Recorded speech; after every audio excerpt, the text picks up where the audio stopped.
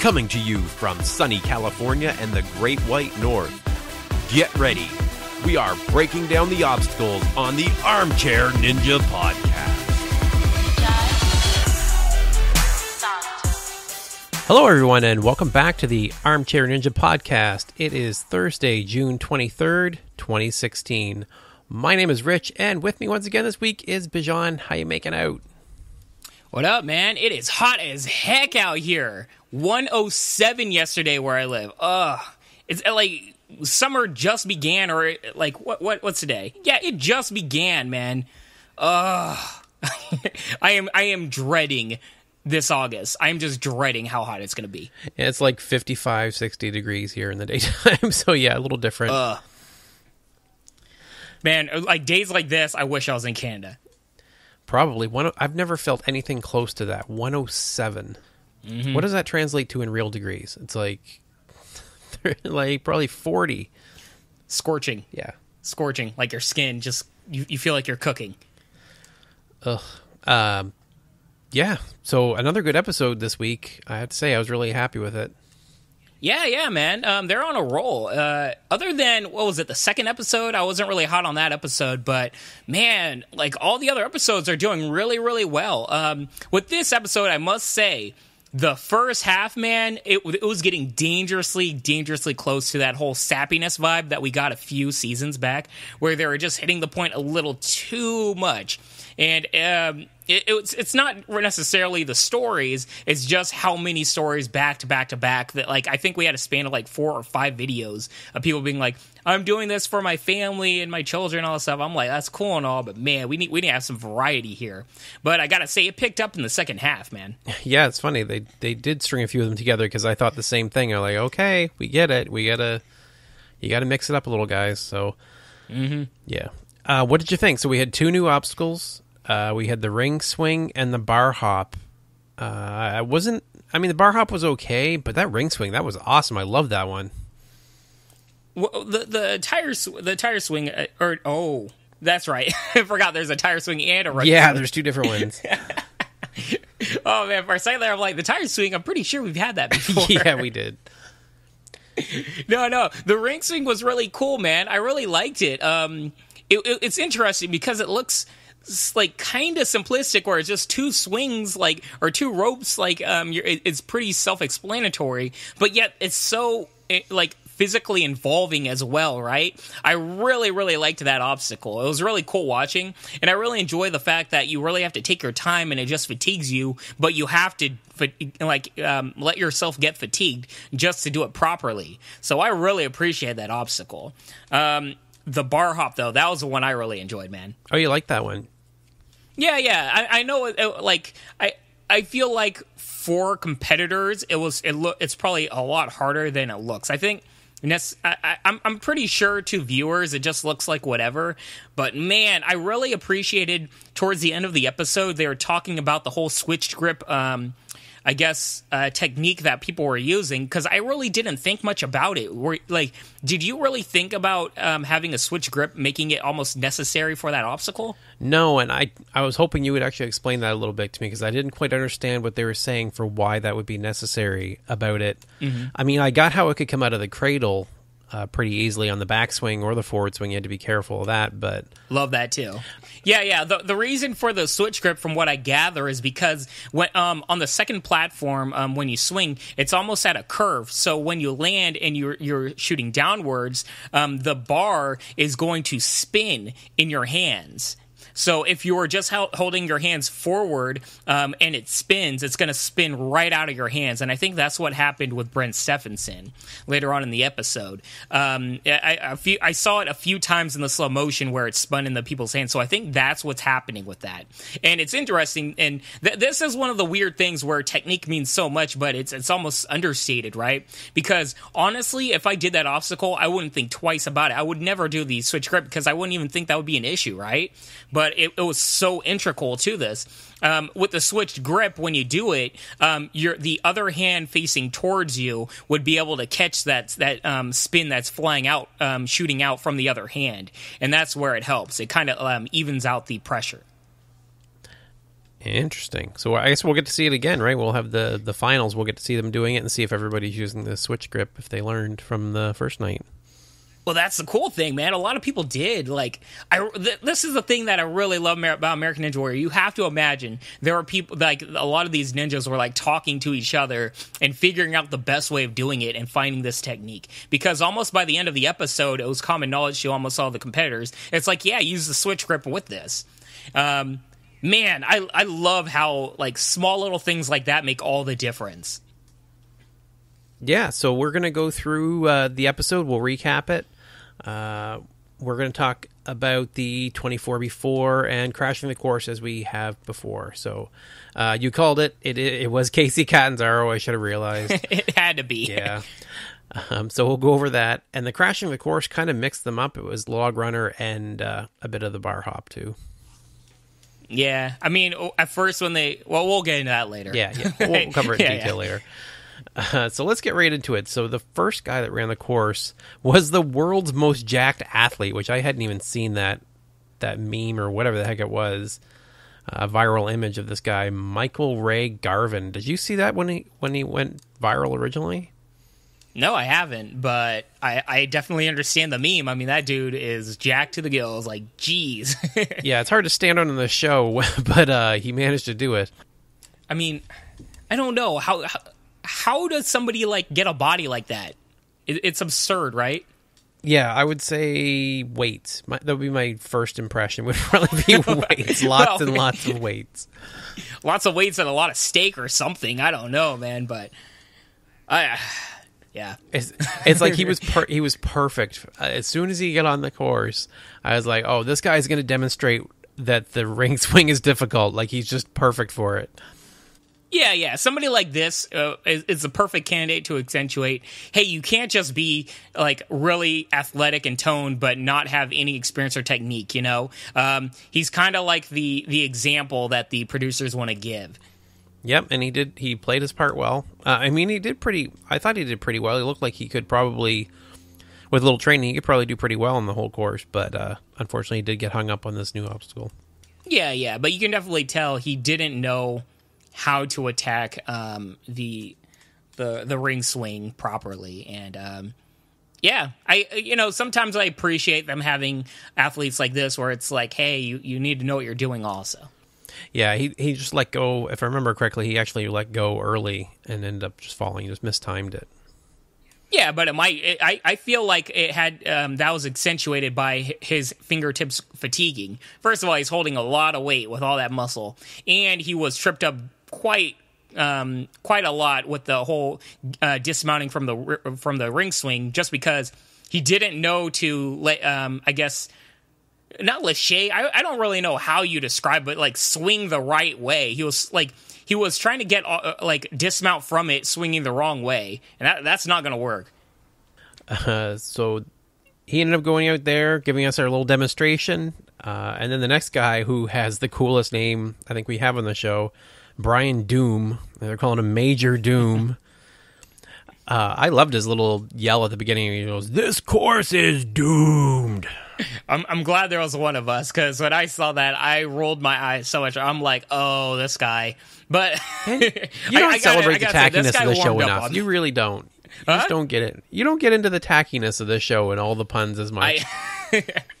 I guess I don't. Well, there's some people I like, man. I don't know. I gotta say, this guy he warmed up on me. I started to enjoy him during his run. But I think for the first impression, a guy comes out and he just goes, "This course is doomed." I'm like, oh no. Yeah, I don't know, maybe. But man, he fell on the log runner, but he crawled his way off of it, which we saw over and over again. Yeah. I don't know. I really enjoyed this guy's run. He got a lot farther than I expected him to. Where did he fall? He fell on the very second to last obstacle, right? The bar hop, man? Yeah, he fell on the bar hop. He got far. The first jump over. Yeah, he did really well. But because of that crawl off of which, actually, we're going to cover this again later, but I feel like it bears mentioning at the beginning. I wish I had known ahead of time. I wish I had watched the crashing the course before I watched the actual episode, because I didn't realize that fourth one where they kept falling is offset from the other ones. It's not raised like the other ones. It's at the same height as the one right before it. No wonder they're getting tripped up on it. Yeah, definitely. Oh, and I just looked back in slow motion. When this guy fell, it's exactly the example that we were talking about before with the bar hop. And an interesting fact, with the bar hop, the final one where they land, it's got this elevated almost track to it that makes it even more loose. And I think that's what accentuated the spin. I never noticed that before. Very interesting. Everybody, watch back with this particular obstacle. You'll see a little elevated metal slit that makes the bar roll or spin on landing. Huh. Interesting. I'll have to check that out too. The little tidbits. It's what happens when you watch the whole thing back over again in slow motion. Yeah, it helps. Yeah, it's nice. So next on the course we had Matt Stringer. The Ninja 9 guy with his 7 daughters under 12. Oh my God. Oh boy. I mean, I've had 3-4 kids at home at a given time, not 7. That's too many. That's just too many. Well, the dude's living it up, I guess, man. I don't know. One thing I appreciated with his story is that he is like, hey, I made this decision, that I'm going to get in shape and, dedicate all of my training to my children because they're big fans and, be on this show. I mean, that's a pretty cool story, right? This guy had one of the most inspiring stories, honestly, like in the true word, the true meaning of the word, inspiring to me, because he's in his 40s. He dropped 40 pounds just like I've done over the past year. He went from being able to do no pull-ups, which I'm guessing I probably can only do 1 or 2 if I'm lucky, to being able to do 30. And I think, if he can do that at 47, I could do that at 40. Like, it really does feel like I could probably get involved a little more than I am now. Yeah, thinking back, this is like the perfect guy for you, right? Like this is the guy that you should be like his number 1 fan. Yeah, I really am. After watching this, he really did inspire me to think, maybe I will step out of my comfort zone and see what I can do. Are we hearing that you're going to compete next year? Is that what's going on, man? Thankfully, that's not even possible because being Canadian, I won't have to put my I can't throw my hat in the ring for that. But yeah, we'll see. Maybe this guy really did make me think twice about my own fitness and maybe that I should push myself a little more. There's always a room, man. But he did well. He ended up going out on the tire swings, though. He got hung up on the second tire. He really just kind of, I don't know. There's a few of them that got on the tire swings, and they were all over the place. Yeah, I really like the fact that they brought back the tire swing because that was a tougher obstacle, and it really got time to shine this particular episode. I mean, man, a lot of people were tripped up on that, especially people that have, done it before they got tripped up. So that's just one of those obstacles where, you really... I feel like it's not only you need to know what you're doing, but it's so taxing on you physically that it's just a treat to have because it accentuates the difficulty of the obstacles coming after it as well, right? Okay, and then we had Nate Burkhalter. This guy's awesome. Yeah, he's drilling water wells overseas. That's a pretty awesome backstory for him, what he does in his spare time, what he does for... I guess it is his spare time, isn't it? Because he drills oil wells, but he drills water wells with his own time. That's really cool. Yeah, and this guy's just naturally charismatic as well. He just knows everything. This is one of the guys, kind of like Grant McCartney, where he just competes and you're naturally happy and you want him to do well. Yeah, he's been a walk-on the last 2 seasons, but he got an invite this year, thankfully. He's very active through the whole course. He's screaming and stuff. Matt ended up calling him a rookie. And the rookie said something about, and the rookie makes it through. Well, if he's been on the last 2 seasons, he's not really a rookie, is he? Has he been on the last 2 seasons, or has he been trying to be on the show last 2 seasons? I think he's been on, but I could be wrong. It's possible he's just been sitting in the walk-on line and not making it on the last 2 seasons. That would really suck. Yeah, I don't know the answer to that. Either way, I am super happy they gave him a shot this season, man. He went all the way too, right? Yeah, he made it all the way through, right up the wall.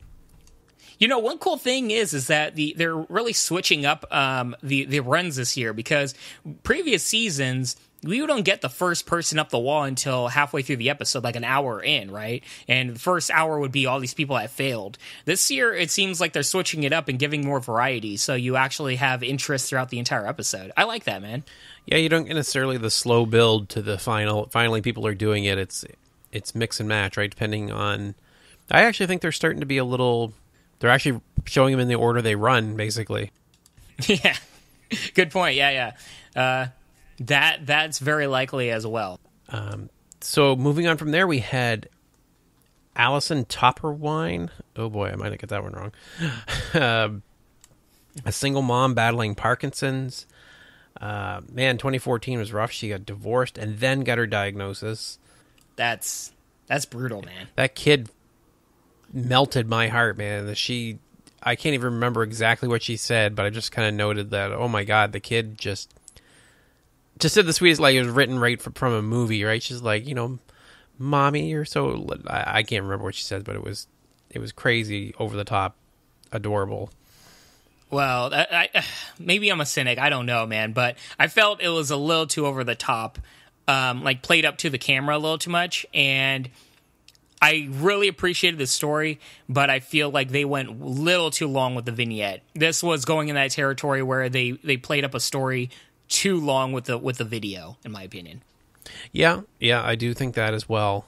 I think the kid did, to be fair, I think the kid was playing it up a bit, not that anybody, told her to play it up. No, I agree. I just, for me, it was hard not to roll my eyes when the kid was doing that, and it kind of took me out of it because I really believed the entire story and I was really into it. But it's moments like that. I forgot her quote, but it was so... I guess it's not something a kid would just randomly run up to their parent and say out of the blue, right? Yeah, well, that's the thing. So I guess being a father of a young daughter, I know what they will do that, mean it from their heart, but it's just awkward, the delivery, I guess. So I pictured it as kind of a genuine expression in a kind of a forced manner. Anyway, I'm getting past this, but let's move on. We're all over the place. We're nitpicking like crazy. Oh, yeah, totally. Or at least I am. So anyway, so she said that exercise slows the disease. That's the one thing that she could do. She's a blogger. Man, she almost fell in the steps, but she had a nice recovery on there. I was really rooting for her at that point when she managed to pull herself back up.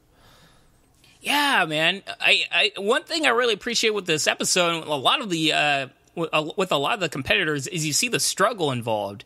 And that's like one of the things I really enjoy. And we were talking about it, I think last week's episode, where the people make it look flawless, and then there's not really much to talk about or much story, right? It's the whole struggle to get to the finish, which is really inspiring and what people really enjoy.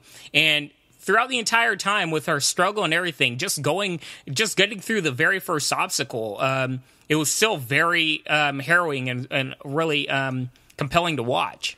Yeah, she started going back and forth on the rope, and I thought, oh, just let her get off the first obstacle. I really wanted her, it's even those little milestones, right?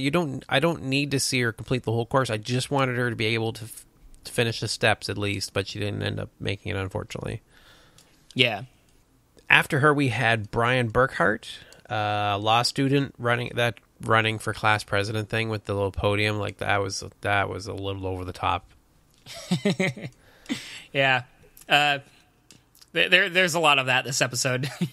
Yeah. Oh my God, he was fast though. Man, he was racing through it, recklessly going through. Incredibly recklessly. Yeah. I don't know.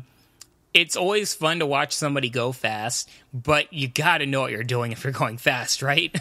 It's funny how you can tell the difference. I mean, I don't know the techniques and things like that in detail, but you can just tell by the way, their posture and it looks like effort, I guess, for somebody going through at that pace if it's not comfortable for them. Yeah, watch this guy run and then watch the Genie guy later on run, right? They're both going very fast, but there's one going with a certain ease and knowledge of his body and technical proficiency, right? And this guy's just all over the place. It kind of reminded me, do you remember when we were covering one of the local competitions, and the guy was like crashing through obstacles, and he ended up going completely like the guy went head over heels on one of the cargo nets, and looked like he was going to hurt himself, so they made him stop his run. That's what a guy reminded me of completely. Yeah, there's sometimes, especially I'd imagine with local competitions, where people get really nervous because it's like, this guy's going to hurt himself really bad. But we did learn one thing, that you can't touch the platform after you are on the rope, and he was so low, I thought for sure he was going to end up touching that platform. Yeah, I like that rule, right? That's a pretty cool rule.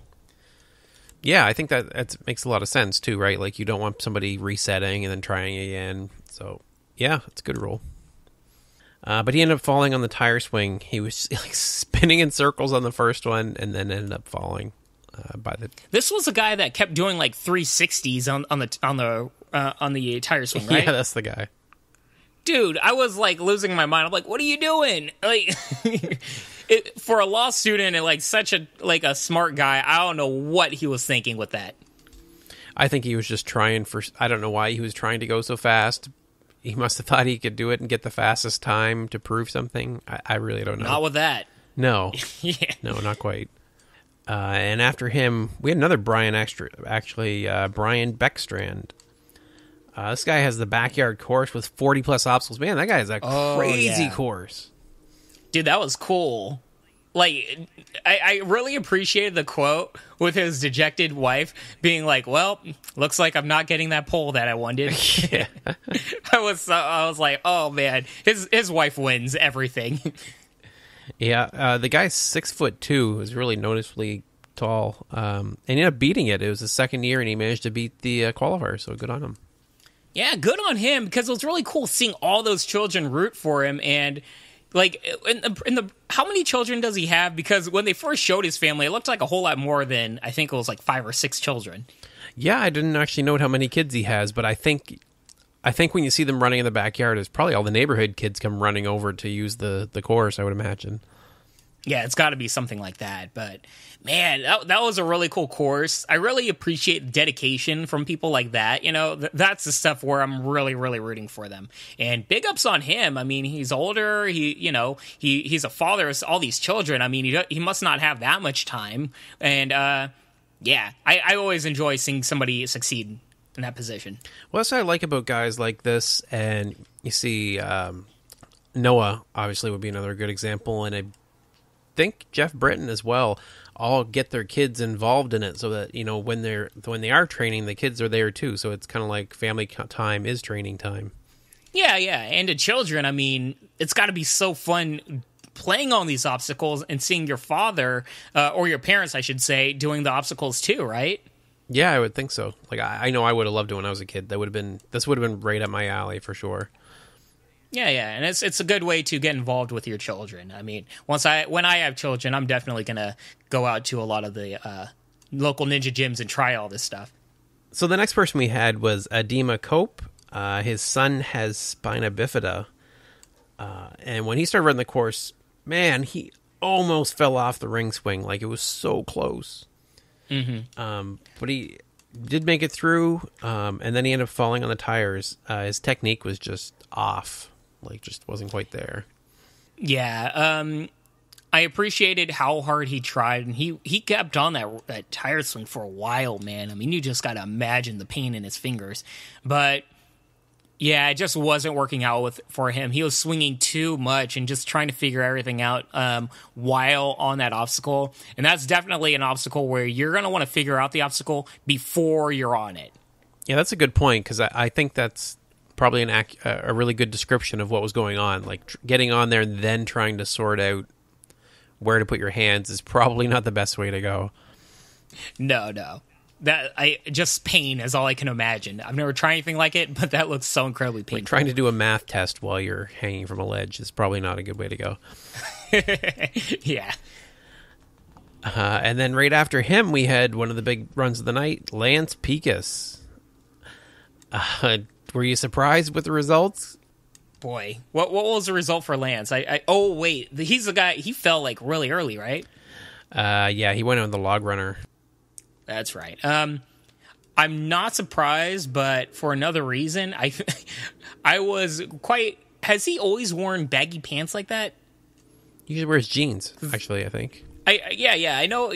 Like his jeans were really baggy and loose, and I'm like, why is he wearing those? I don't know if this is the first thing or I've never noticed them before. I always imagine him wearing tighter jeans than that, but loose jeans like that on a. Yeah, on a balance obstacle like that, I mean, that could have tripped him up. I'm not sure what happened, but honestly, more about him than anything wasn't even his run. It's more of like his life job right now. Like, did you see all the crazy stuff he does for a living? Yeah, it's cool. He's working with, what was the national parks or somebody? Yeah, National Park Wildlife, or he's a guy that travels all throughout the wilderness in the places where most people don't live, or there's not people around. So he has to find alternative means of getting through valleys and creeks and all this stuff. And it just looks like a crazy, awesome lifestyle. I mean, if I didn't have a job and a lot of people depending on me, man, I would love to have a life like that. Yeah, it's very cool stuff. I really thought it looked pretty interesting, that's for sure. And I had high hopes for him this season. He had a record year for him last year. I guess I should have noticed they weren't really showing his training so much as just the nature stuff, so maybe that was my hint. But I appreciate that, dude. Honestly, if I had the option of watching him do the wildlife stuff or him training like every other person on this show, I would very much prefer the wildlife stuff. Yeah, I guess we've already seen him he's got hay bales that he does for the jumping spider. I mean, I pretty much could describe his course at this point. Yeah. Plus, for me, it was a nice break of pace where I'm not seeing somebody having some struggle in life or a baby or a kid around, And I'm not knocking the people that do. I'm just saying there were a lot of videos this episode. You're so heartless, Bijan. How could you be so heartless? I really am, but dude, it was too much. It was too much on this particular episode. Yeah, so it was nice to have a little celebration there instead of it being a down note. So. But unfortunately, it did end up being a down note because he ended up falling on the log runner. So we'll have to see him again next year, I guess. Yeah, that's rough, man. There were a lot of surprises this episode, now thinking back at it, right? Yeah, the log runner is the killer, right? It's the one that really does them in. Yeah, and I can't blame him. I mean, that's one of those deceptive obstacles where it looks very difficult, but I feel like people might be sleeping on it if they don't know, like, the difficulty involved. Actually, now would be... Since I just mentioned that, Rose Wetzel, who gets fast-forwarded this episode, also went out on the log runner. I saw her post that none of the women made it past the log runner. Wow. I didn't even think of that. Yeah, it was a really, really guy-heavy episode again. What's interesting is the number one thing that people bring up when they talk about female athletes, in terms of the difference between men, is women have usually, I should say, a stronger base of balance. So it's interesting that all the women, I don't necessarily know if they all fell from the log, from a balance obstacle of the log runner, or if they didn't just get to that point. But it's interesting that nobody was able to complete that obstacle. Because wouldn't you naturally expect a woman to be able to do it? But I think maybe it's the distance, because they did look far apart, right? It's funny. It's like you're reciting everything that went through my head earlier today when I was thinking it over. It was... I thought women would be better at the balance obstacles. Wait a minute, maybe it was the distance between them, because it was 5 feet between them. That's gotta be harder if you're not tall enough. Yeah, I have a feeling maybe it's just the distance and the fact that probably the women have to jump from one peg to the other, whereas a lot of guys can take steps between them. Yeah, and actually, come to think of it, I don't think it was 5 feet, but whatever it was a bigger distance for sure. Yeah, it looked pretty far either way. But moving on, and actually, this is perfect lead-in. Artis Thompson III, AT3. This might be one of my favorite runs ever in American Ninja Warrior. I loved this. Oh my god, this had me on the edge of my seat, and I think most people at home too. And they gave out the Palm Wonderful like halfway through the episode, which made me really happy. Like, when I heard that they gave it to Palm Wonderful, all I did was think about you and like probably celebrating on your couch. Yes, halfway through, perfect. Like, I know Yes. that it's not necessarily the furthest anyone made it through the course, but that's a perfect example of giving it out to somebody who deserves it. The run was exciting. It was everything that you should look for in a Palm Wonderful run. It doesn't have to be the fastest run of the night.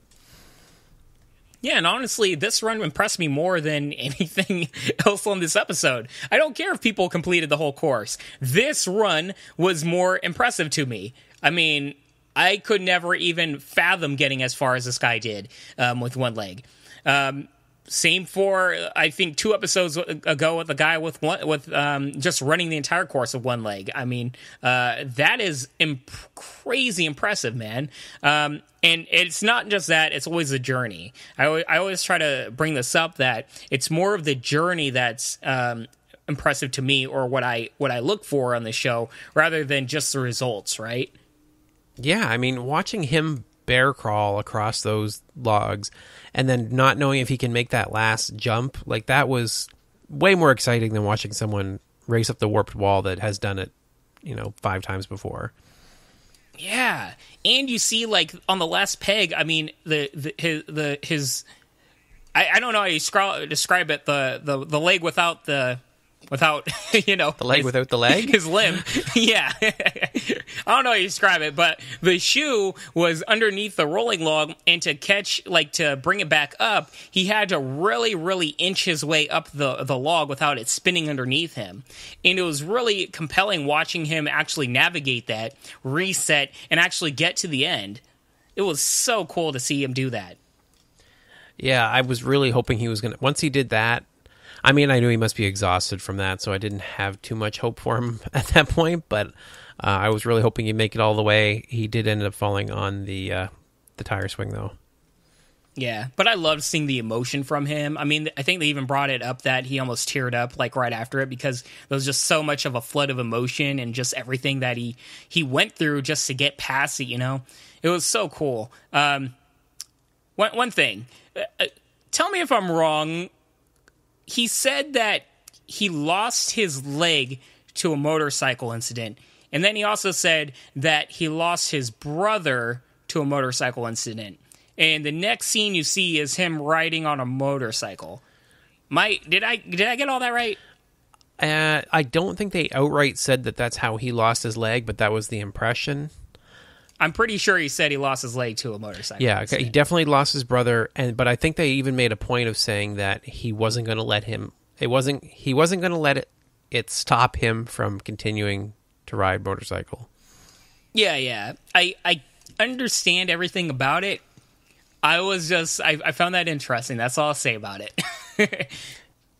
So moving on, we had Jon Stewart, who we kind of joined in progress. Dude, I love Jon Stewart.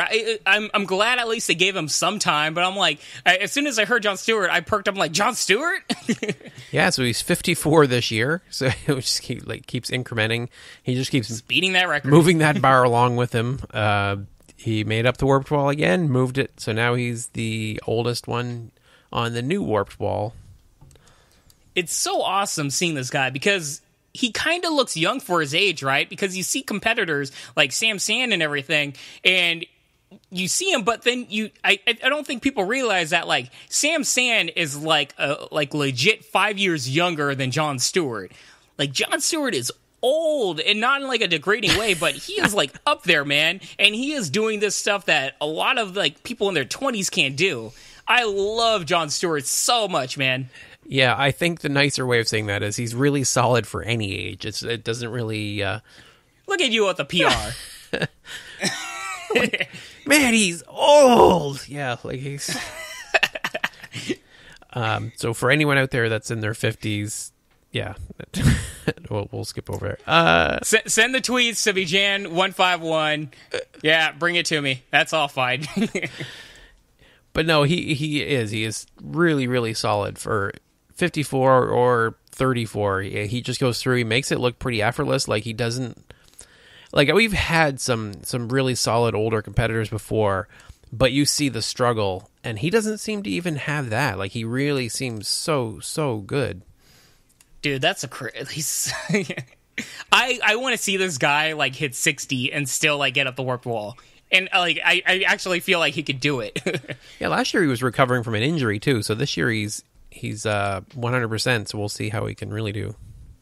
Yeah, I want to see him like flash his A or P card, you know, and get his senior discounts and just like, yeah, I can still do it. 15% off the warped ball, that would be nice. So after him, we had Scott Stoddard. Man, I had high hopes for that guy by his preview and everything. The stuntman animator guy, like, he had like one of the coolest jobs I've ever seen. Yeah, man. Oh, man. I would kill to have his job, but I'm sure his job is quite difficult also. Yeah, I was high up on this guy. Very much so. How far did he get? I don't remember how far he got. He actually fell in the log runner like so many other people. Man, just... I thought he was going to make it. That is like the breaking point, right? Like, yeah, that was the Ninja Killer, I think, this episode. Yeah, well, it has to be. I think it has a lot to do with the fact that I feel like everybody is training upper body when it comes to the show. And I don't think enough people appreciate the difficulty when it comes to the balance transition obstacles. Yeah, and I think they've been let off the hook pretty easily because we really expected a lot more focus on that, but it's really kind of still the same mix that we saw in previous seasons. Yeah, but man, looking back at the previous episodes of the season, Log Runner is definitely, by a wide margin, the most difficult transition obstacle there's been, right? Especially in terms of balance. Yeah, I would say that's probably fair. Mm-hmm. I do appreciate him showing off the whole Sasuke shoe thing. Yeah, I don't know how well those do. I've never worn shoes like that, but I certainly have seen it a lot on Sasuke. So maybe there's a thing about him. I don't know. Yeah, they're very cool looking. So this is where we get the fast forward of a couple of the big names. Andrew Lowe's, Rose Wetzel. Rose went out in the log runner, but Andy Lowe's, who was one of our first interviews on the podcast, made it through, which is great. And I'm high up on that guy too. Yeah, he's like the unsung hero. He's been around for quite a while. He does really well almost every year. I think he had one bad year. But you don't hear much about him. No, but I feel like we're going to see him later on. Yeah. That dude was jacked too, by the way. Like, I feel like we've seen him leaner before. This guy definitely packed on some muscle. And then we had Carson Voiles, too, who also made it through. Yeah. Whose mother is amazingly entertaining. I wish we could see more of her. I hope we get to see her in the finals. Yeah. I feel bad for the guy because honestly, every time he comes up, I'm just looking for his mom more than him. And I don't mean anything against him, but I'm like, where's the mom? She's so awesome. She is. She's really entertaining. And then we had the man, the legend, Sam San was up next. Yes. Love Sam San. Me too. And he was only, to remind everybody, because I think people forget, right? He gets a little bit of, I think we were even throwing a little shade his way, as you said, during Team Ninja Warrior. I always make fun. I feel like he gets a bad rep because it's easy to make fun of the fact of how far he gets when it comes to the Vegas finals, right? But and even Team Ninja Warrior, right? Because I think they were hyping him up as much as Daniel Gill for Team Ninja Warrior, right? Yeah, to some extent, maybe. Yeah.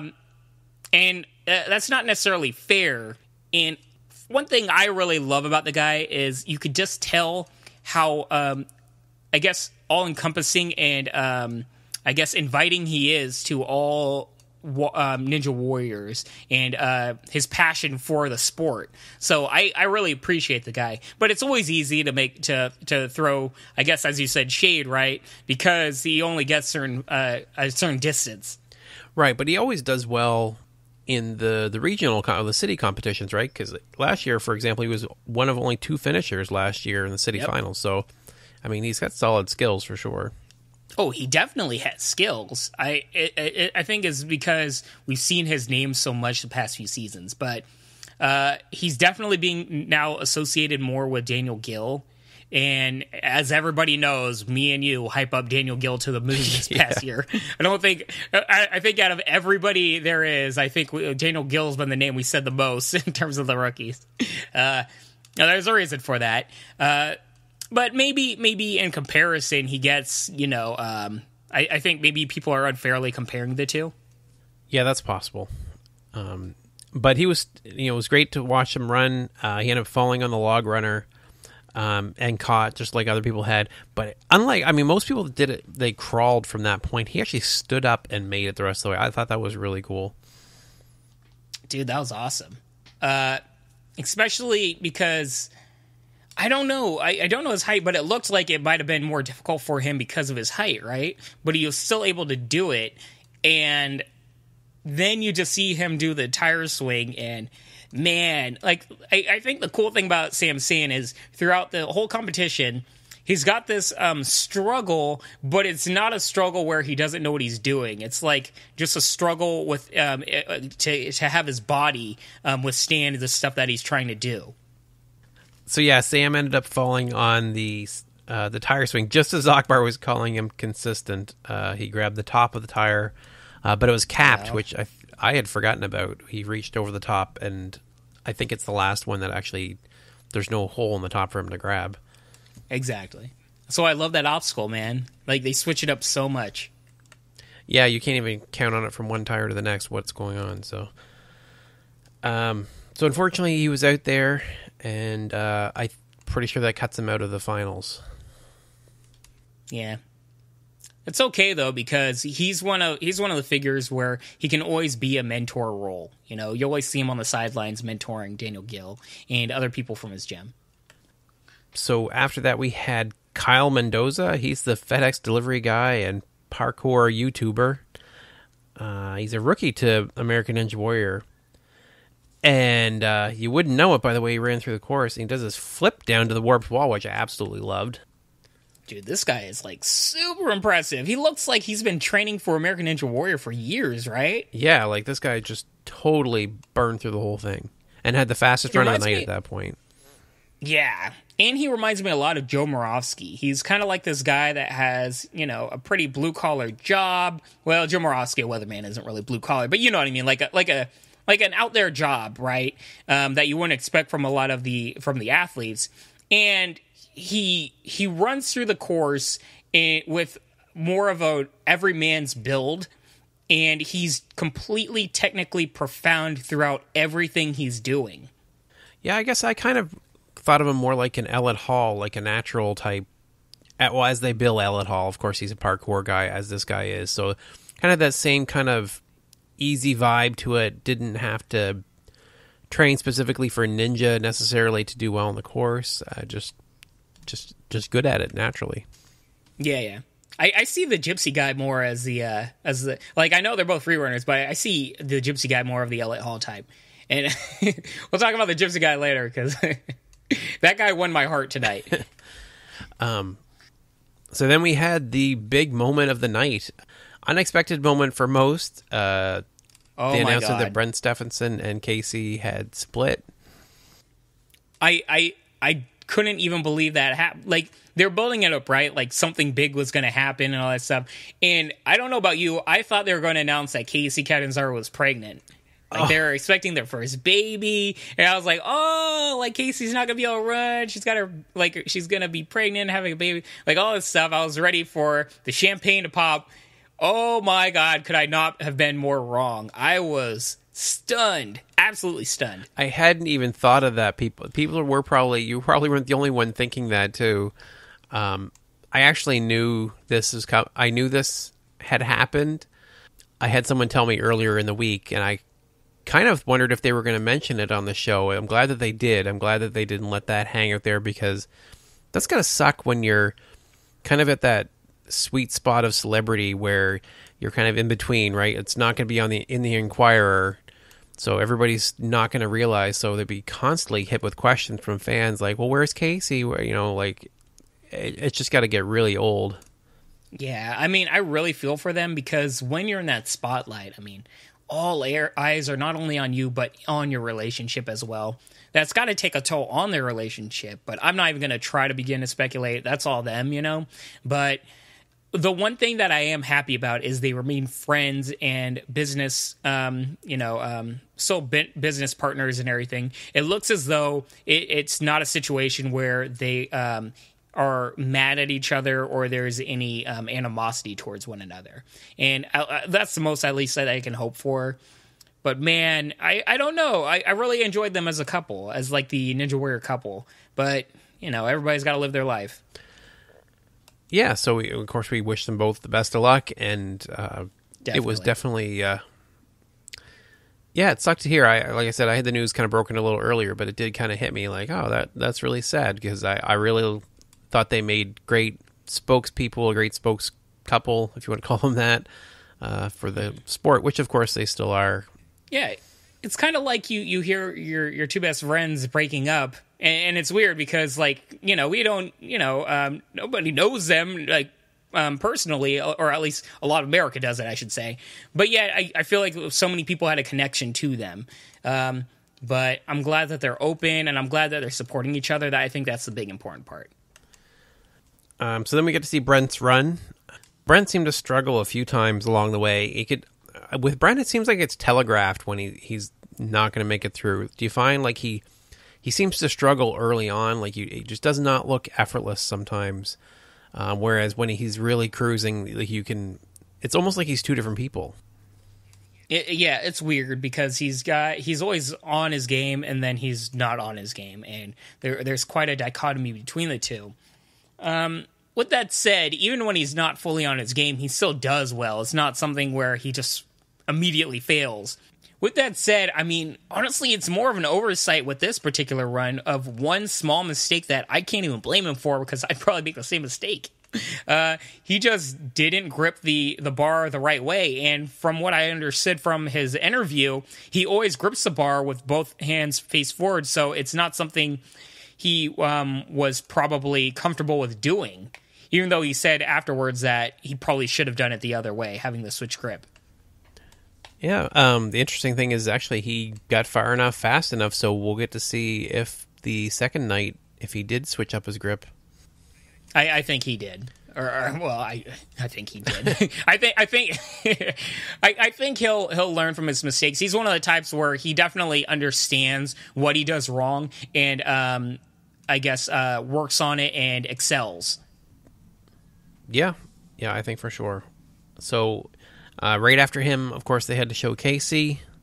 They went on about, of course, her big rise to being the premier female athlete on the show, to the disappointment of last year, and then now we wanted to see how she was going to do this year.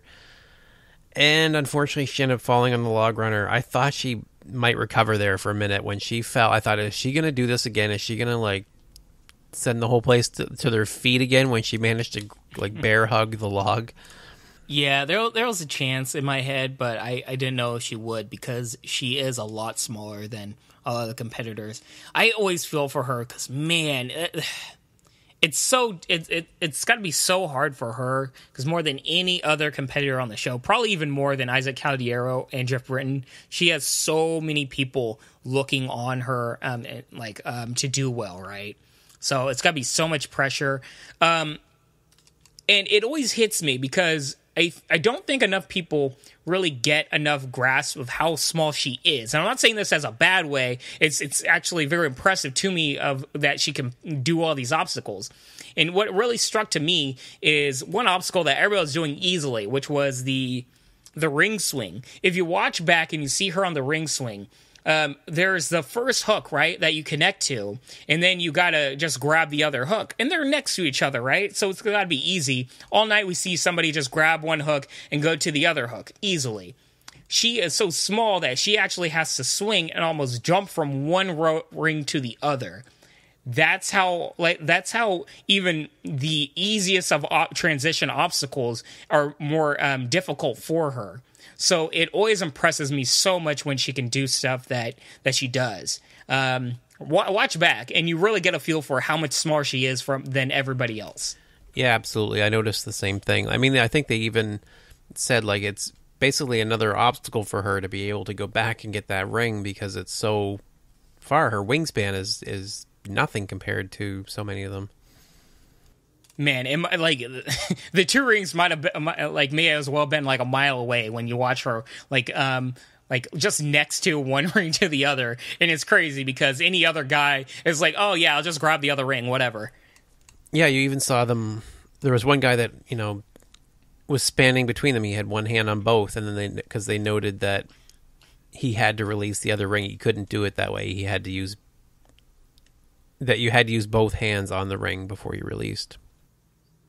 Yeah. I was really worried for her going to the log runner, and not because I didn't think she could do it. It was more of it was tripping up so many people that I was like, oh man, I really hope this isn't the thing she falls on. But yeah, it got her too. So then after that, we had a couple of fast forwards of note. Tremaine Dortch. Well, hang on. Do you think we're going to see her again though? Because I don't know. I still have a sneaking suspicion they've got to have her in the Vegas finals as a wild card, right? They have to. You think? Like, there will be riots in the streets if they don't have her in Vegas. They have to. Yeah, and I don't... If there are the diehard people listening being like, oh no, she failed on the log runner, don't give her a spot that could go to anybody else. I'm like, no. This is Casey Catanzaro. Give her the damn wild card. I want to see her compete in Vegas. She got as far as any other women in that city, so that's justification enough, really. And we haven't had that many women actually complete the course this season, have we? Who did we have? We had Megan and Jessie. Yeah, I mean the people we all think would go. There was one more person. I have a feeling. I feel like there was two. Why am I blanking on this? It was definitely somebody from Team Ninja Warrior, but yeah. Jennifer Tavernier? No. I think it was a person. Isn't it the girl that trains with Flip Rodriguez? Is that who it was? Tiana Weberly? I thought she didn't quite make it through, but it was in that same episode, I think. Oh, come on. We should know this. I can't believe we're forgetting, man. It was definitely a third. Well, I remember Natalie Duran came close. Is that who we're thinking of, maybe? So, yeah, actually, I thought we would have more women up the warp wall this season. Of course, with it being a little bit higher, that kind of bumped out Natalie Duran, who came close, would have made it in previous seasons. But, yeah, I think all we've got is Megan and Jessie so far as actual finishers. Natalie qualified because she went far enough, fast enough. But, yeah. That's rough, man. I mean, I was expecting a whole lot more this season from women getting up the warped wall, but there's still a chance we're going to see whole lot more women in the Vegas finals complete the course, I should say. And how many more qualifiers do we have? We just have one more, right? Just one more. Philadelphia is the last one. Ooh, yeah, I don't know. That's rough. So yeah, Philly has a lot of strong female competitors, especially with ones we'll recognize from the National Ninja League. So there's a lot of familiar names, and of course you'll all see that next Monday. Can't wait. I cannot wait to see it. I just want at least one more female athlete up that warped wall. I really hope we at least get one more. Yeah, me too. And I think we were all looking forward to that this season. And man, it kind of sucks for Natalie Duran. She was so close. Yeah. But anyway, going back to the episode, we had two fast-forwarded runs with some big names. Tremaine Dortch, who completed, and David Campbell, who had the fastest time of the night at this point. How are they skipping David Campbell? I am so glad. I think this goes back to at the beginning when I had a little rant for the fact that they kind of throwed shade at David Campbell in, I think it might have been the Venice qualifiers, right? Where they didn't let him on. Dude, this guy is still awesome. I am so happy David Campbell is doing so well. He made the fastest time of the night, or to that certain point. Dude's awesome, man. You gotta give it up for David Campbell, man. They better... I'm telling you right now, they better keep this guy on the show for all the seasons coming up. At any season he wants to be on it, he better be on it. Yeah, I think we were both really happy to see him make it through, and then we'll see how he did in the city finals. Can't wait to see it. Yeah, and if he's looking for, a gimmick or something for them to give it to him, he's a pizza delivery driver. Have him do the whole FedEx gimmick as a pizza delivery driver or something. I don't know. The last two runs we had were really exciting. We had Thomas Stillings, It's his second year, and he had the fastest time, and he had those crazy genie pants on. Yes, the genie guy. This guy was awesome. Like, at first, I was like, what is this? Like, these pants are ridiculous. But he was so fast, right? And he was so good. I loved everything about this guy. But later on, I'll tell you about one little moment, literally like a span of like 3 seconds, where this guy stole my heart. Became one of like my favorite runners of the show. Was it from his run or something that happened after? Afterwards. Yeah, I'm thinking it's the same thing. So Thomas runs through it, just kills the course, fastest time. It's flawless, man. Yeah, he even did like a really quick transition went on the bar hop that nobody else did. Like from that first bar, he just jumped to it and immediately hopped over. Yeah, it looked like, I don't know his training. I don't know if they brought up his training, but man, it looks like he's been working on this stuff for a while. Like, he knows what he's doing. He's a parkour instructor, but yeah, I don't know about ninja specific. Well, either way, man. I'm really happy that we're seeing more parkour people do well in this show, because I feel like the past 2 seasons, all we've seen were the rock climbers. I feel like the fast, agile guys are stepping up their game again. Yeah, and speaking of, we had the Daniel Gill run right after that. Man, he has such a calming voice. I want him to like record like YouTube videos of stuff I can watch, and just it's almost like watching Bob Ross videos, where it's just the tone of his voice is very, very soothing. Well, the crazy thing is he's so incredibly unique, right? Like, there's no competitors like him. And I'm not even talking about him as an athlete, just in his walk of life, just as a person. There's nobody like this guy. He's really, really engaging. And I found this Thomas Stillings was a perfect counterpoint to that. Like, I found he was very engaging, too. Like, I think they are... Yeah. We might have our new Flip and Drew battle. I love these guys so much. Like, I really hope they're like best buds in real life, you know? Like, could you imagine them having like the road trip video, like Drew, the Beast? That would be so, that would be something to watch, and have Sam Sand just sitting in the back, right? Just silently, just like, as I don't know, but that would be something to watch. I don't know what it'd be, but that would be so engaging. Yeah, I don't know what it is, but I would watch it. That's all I know. So he ended up having the second fastest. I was so pulling for him to get the fastest time, because he's on my A&W fantasy roster so I would have got an extra half point, but he lost there to Thomas by half a second. So Thomas ends up getting first, and Daniel goes over to the sidelines, and the best part. It was the best part. I loved that. Thomas comes running over and starts talking smack. He's like, what did he say? Hang on. We have to hear this. This won't be on their thing, but hang on, man. I don't know if you can hear. Hang on. Can you hear? You know what? You almost got the fastest time of the night. You lost it to this guy, Tommy. You. 1 year in the making, and I finally did it. Ha! Oh my god. I think it's just a body language too. Yeah, it's just... So this guy like legit runs at the side of the frame, right?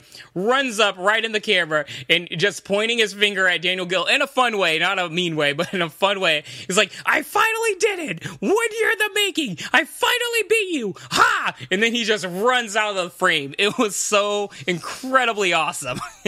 And then I love Daniel's comebacks.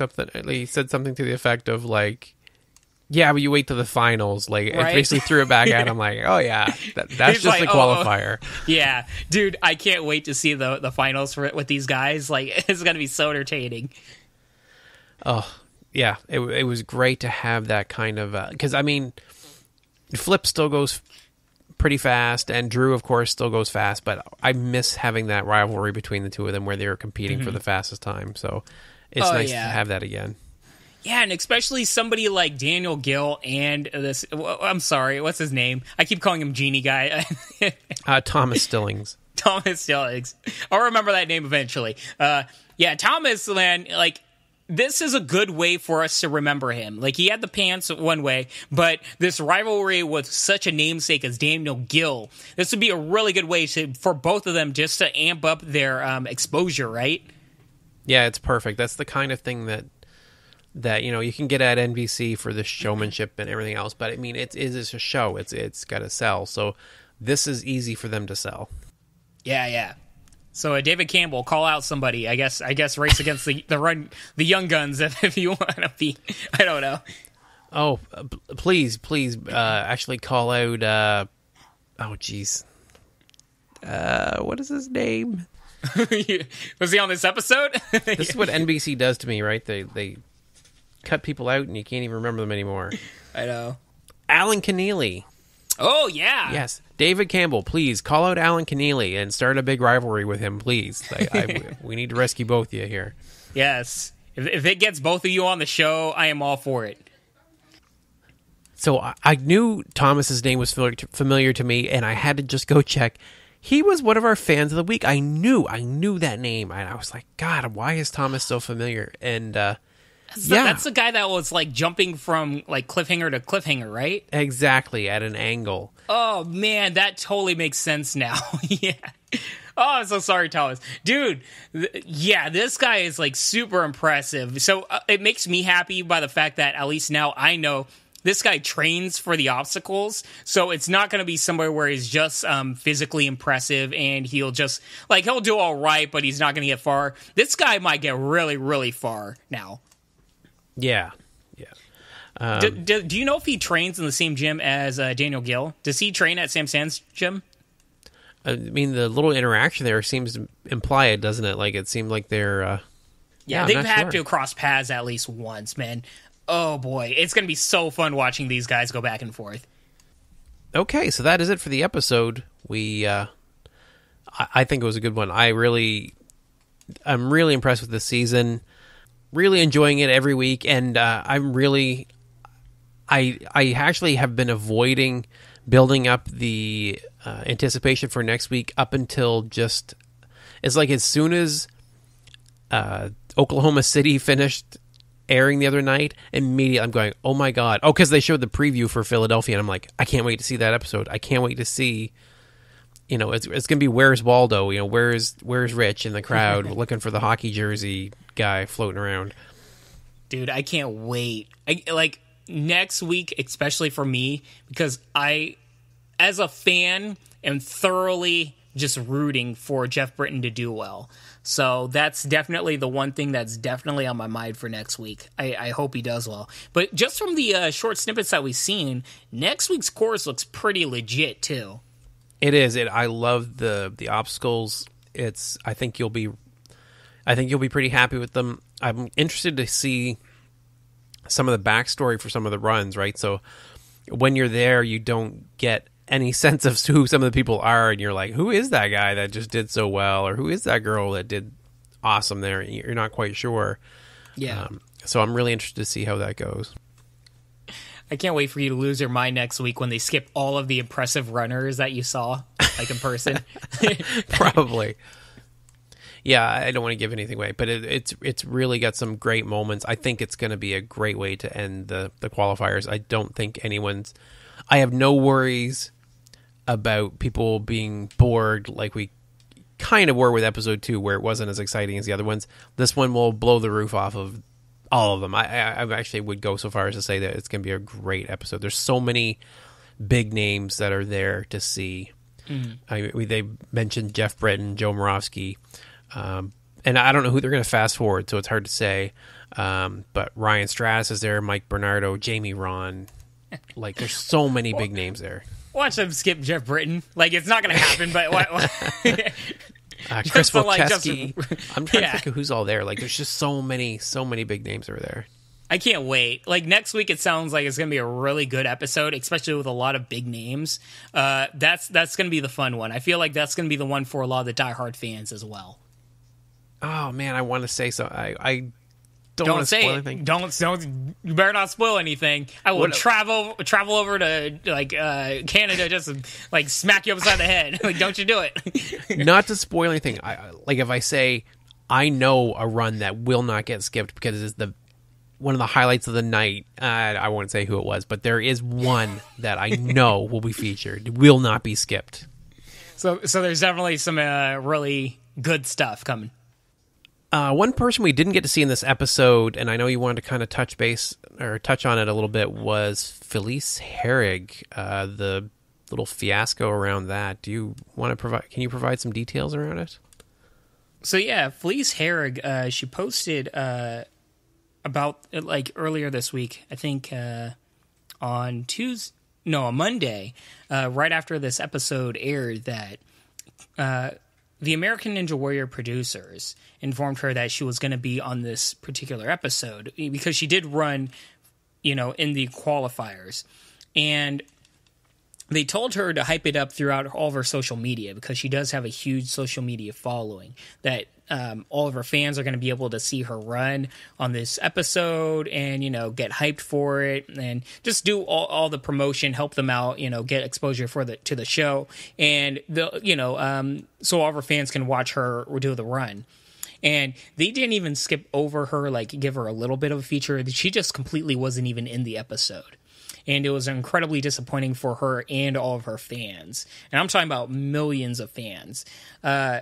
This is one big problem that I've heard rumblings on throughout the entire season. It's not just her, where there are competitors that, and I think you brought this up a few times before as well, Rich. If I'm wrong, just let me know.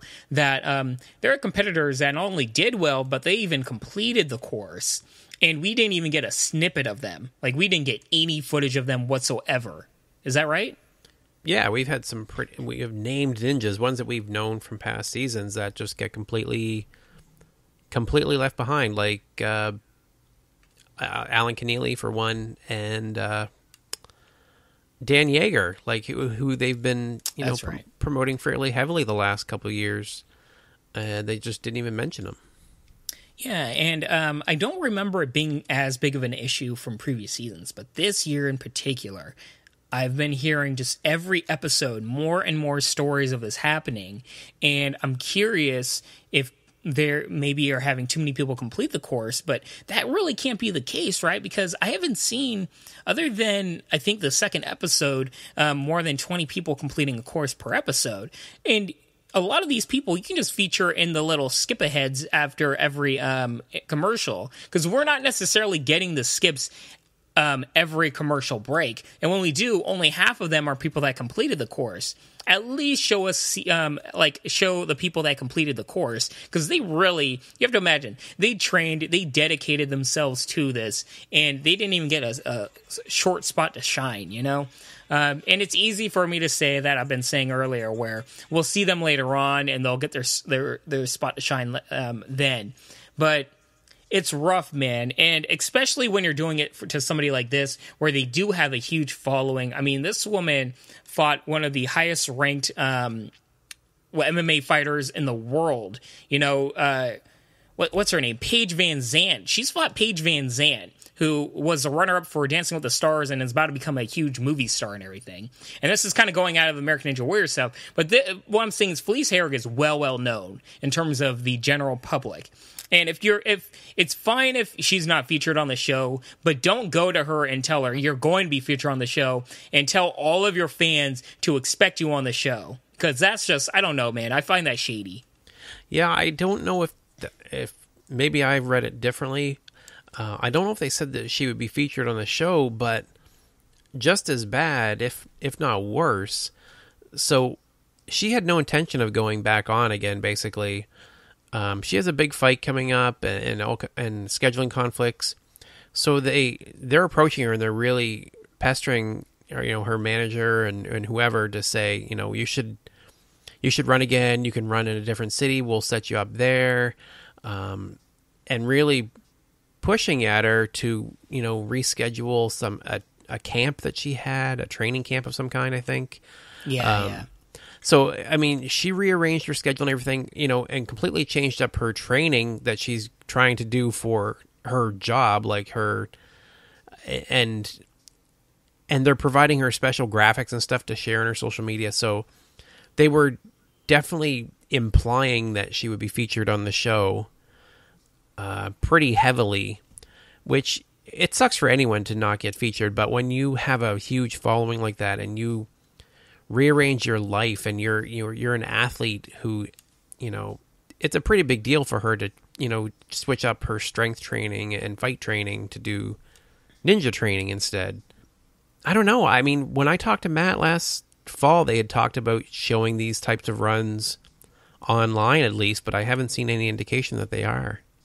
Yeah, and she'd be a perfect candidate for this, right? If you don't have the room, especially because for me, I feel more of the people that complete the course needs to be at least featured in the skip aheads rather than completely off an episode.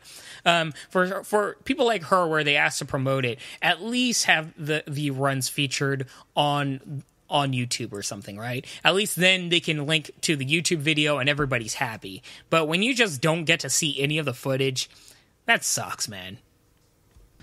Yeah. So unfortunately, that was the case with Felice, and maybe they'll come. I mean, there's quite an uproar over it, so I don't know if they'll address it or not. We'll see. Because they had a similar situation last year with a female bodybuilder, so I thought they had learned the lesson, but it seems like maybe they didn't. But anyway, getting back to the videos, the extra videos that we had this week, the 24 before was with Casey Catanzaro. So we get to see 24 hours ahead of time with her, which was kind of cool. I don't know, man. Like, I was expecting more of her talking about what goes through her head and everything. I don't know if I skipped over it, but I didn't really get a sense of that. It was more of her just like, hey, I'm on a road trip and I'm stretching and here I am. But the previous ones, you really got a feel for what they were going through psychologically before the show and the prep of it. This one, I really didn't get that feel. Yeah, it didn't hold up. I mean, we've loved all of them so far. Casey's is the first one where it just didn't feel like... It's not something she normally does. I don't think she ever vlogs and that kind of stuff, and I think it's a little outside of her comfort zone. So yeah, I don't blame her. But yeah, it just felt like she wasn't as comfortable doing that as she is with interviews, where she does really well. It just was not a format that she's used to, I think. Yeah, that I think hits it in the nail. I think that's the big thing where she doesn't seem necessarily comfortable just, I guess, like almost in a selfie way, just like talking to a camera without anybody having that communication with her, right? And maybe she just didn't have...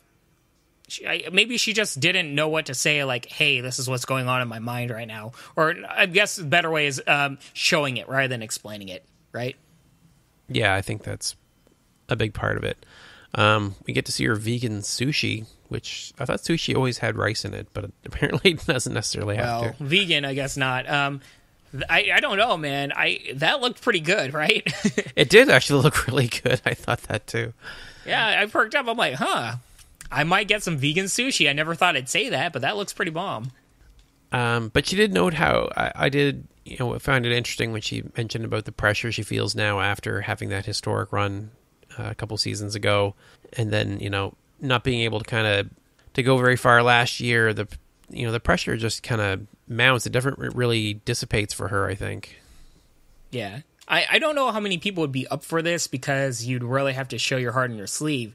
But I'm interested if next year they show 24 after as well, where you see after the runs for maybe if somebody does well or fails, you get to see just their general psychological feelings afterwards, or maybe like when they compete, like right after their runs, even after the interview when all that dies down, like them just showing how they, like, just what they're feeling and what's going on with them.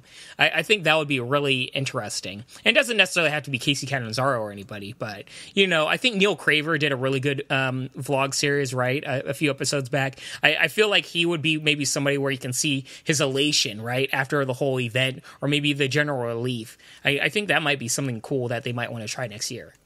I'd kind of like to see that, just for the fact that I always wonder what they do when it's all wrapped, because I mean, between qualifier and finals, I'm sure they want to get as much rest as they can. Some of them probably slack off a bit. I would eat as much junk food as humanly possible. You think so?